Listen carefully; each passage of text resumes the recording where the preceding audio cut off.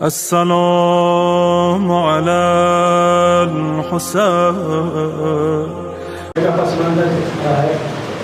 शब आशूर मौला हुसैन परवरदिगार की बारगाह में दुआ कर रहे हैं कि अल्लाह तू मेरी सकीना को सब्र अता कर। परवरदिगार तू जानता है कल तक शहीद हो जाएंगे, सकीना का बाबा, सकीना का चचा, सकीना का भाई सब शहीद हो जाएंगे। परवरदिगार तू मेरी बच्चों को सब्र अता कर। समाप्त करने की विषय पर 3-4 शेर आप सब समाप्त कर इंशाअल्लाह।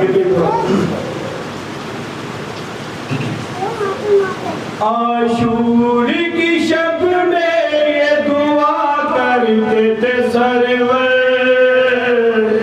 या रब तू सकीना को मेरी सब्र अता कर, या रब सकीना को मेरी सब्र अता कर, या रब तू सकीना को मेरी सब्र अता कर, या रब तू सकीना को मेरी सब्र अता कर, या रब तू सकीना को मेरी सब्र अता कर।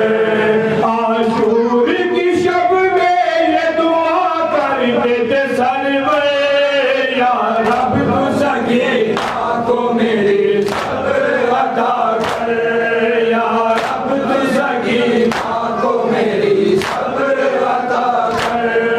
आशूर का दिन साथ में लाएगा कयामत, हर एक के चेहरे की बदल जाएगी रंगा।